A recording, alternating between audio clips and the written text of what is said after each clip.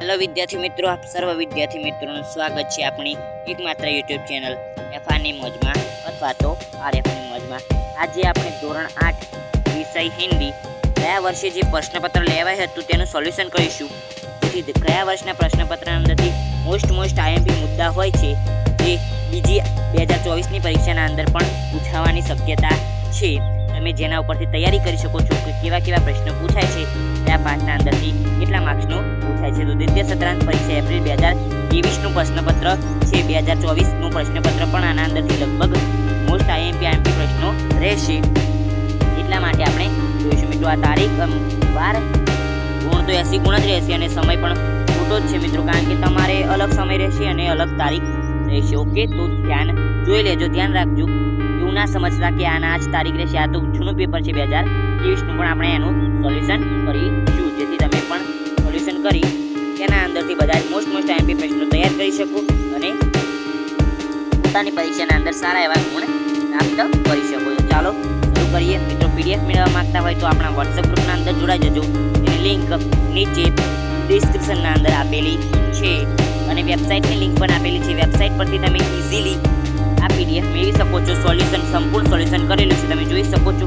સંપૂર્ણ સોલ્યુશન કરેલું છે, આવી રીતે પણ લખેલું છે, બધા જ પ્રશ્નોનું સોલ્યુશન કરેલું છે। તો લેટ્સ સ્ટાર્ટ વિડિયો। પહેલો પ્રશ્ન છે નિમ્નલિખિત प्रश्नों के उत्तर 4-5 वाक्य में लिखे, એટલે કે 4-5 વાક્યના અંદર પ્રશ્નોના જવાબો લખવાના છે। छात्रों के दीक्षांत समारोह में शास्त्री जी ने कौन से विचार व्यक्त करे? મિત્રો એના પ્રશ્નો 4 પ્રશ્નો છે। પહેલા ચારેનું સોલ્યુશન કરી લઈએ। तो अलीगढ़ विश्वविद्यालय के दीक्षांत समारोह में शास्त्री जी ने छात्रों से कहा कि भविष्य में आप कुछ भी बने, लेकिन सबसे पहले आप इस देश के नागरिक हैं, जिसका संविधान आपको कुछ अधिकार देता है, साथ ही आप पर कुछ कर्तव्यों का भार भी डालता है। देश में प्रजातंत्र होने के कारण प्रत्येक नागरिक को निजी स्वतंत्रता भी मिली है। इस स्वतंत्रता का उपयोग हमें समाज के हित में करना चाहिए। इस प्रकार छात्रों के दीक्षांत समारोह में शास्त्री जी ने संविधान द्वारा नागरिकों की मिली स्वतंत्रता के सदुपयोग के बारे में अपने विचार प्रकट किए थे। आगे बीजो प्रश्न सॉल्यूशन करीशुं। लोग धर्म के नाम पर कौन से आडंबर करते हैं? तो लोग धर्म के नाम पर दाढ़ी बढ़ाते हैं, सिर पर जटाजूट रखते हैं, तरह के तिलक करते हैं, अलग तरह की मालाएं से जप करते हैं, गले में तरह की मालाएं धारण करते हैं। धर्म के नाम पर लोग देवियों के भोग के नाम पर तरह के व्यंजन बनाकर उनके सामने रखते हैं। भगवान पर सोने चांदी के आभूषण चढ़ाते हैं। धर्म के नाम पर कई पशुओं की बलि भी दी जाती है। इस प्रकार धर्म के नाम पर लोग अनेक प्रकार के आडंबर करते थे। आगे देखते हैं हम।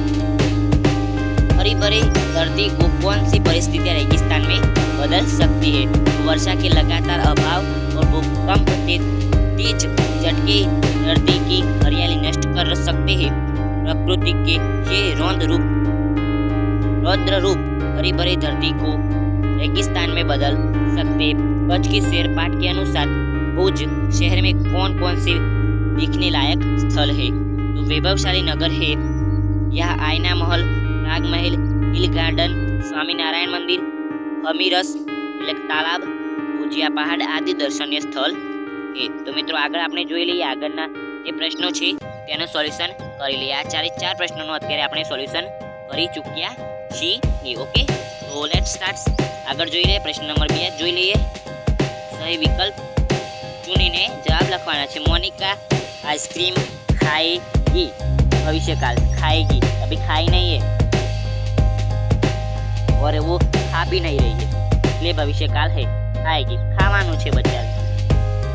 मेहुल मुंबई गया था, था भूतकाल, गयो तो अत्यारे जई नथी रह्यो અને જવાનો નથી એવું ભૂતકાળ છે।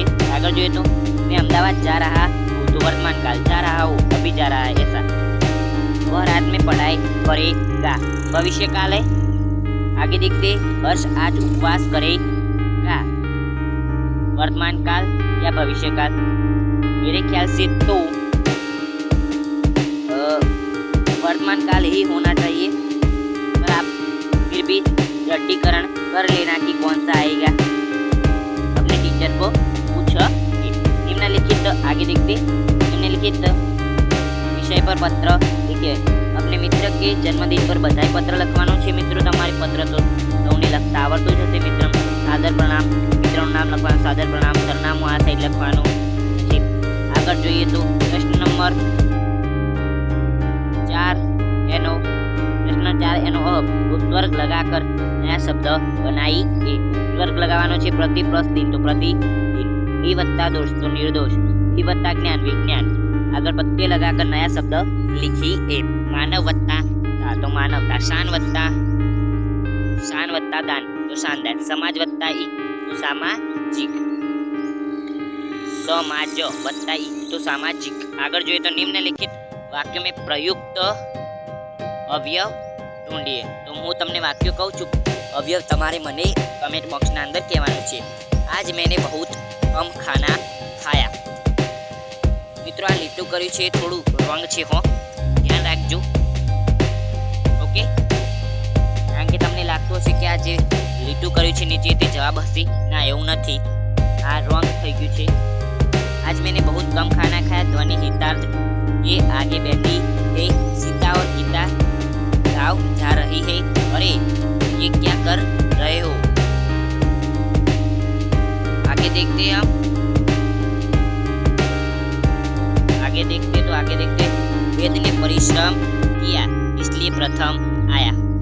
आगे निम्नलिखित शब्दों के शब्दकोश के क्रम में रखिए। तो સૌથી પહેલા કયું આવશે? અહીંયા રાજા લખ્યું છે, પછી શ્રવણ લખ્યું છે, સરબત લખ્યું છે, વતન લખ્યું છે। તો કયું મિત્રો સૌથી પહેલા કયું આવશે એ મને કહેજો। ઓકે, તો આગળ આપણે જોઈ લઈએ, આગળ જોઈ લઈએ। ઓકે, તો આગળ જોઈ લઈએ। તો આગળ જોઈએ તો લિંગ પરિવર્તન કરવાનો છે મિત્રો। સ્ત્રીલિંગનું પુલ્લિંગ અને પુલ્લિંગનું સ્ત્રીલિંગ એવું કરવાનું રહે છે। तो लेट्स स्टार्ट। शेर तो शेरनी, શું લખવાનું રહેશે? शेरनी, शेर तो शेरनी। આગળ જોઈએ તો स्वामी, या શું લખ્યું છે? स्वामी, તો એના અંદર લખવાનો છે स्वामिनी, स्वामिनी। ઓકે, આગળ જોઈ લઈએ। લેખક લખ્યું છે તો શું લખવાનું રહેશે મિત્રો? લેખક લખ્યું છે તો લખવાનું રહેશે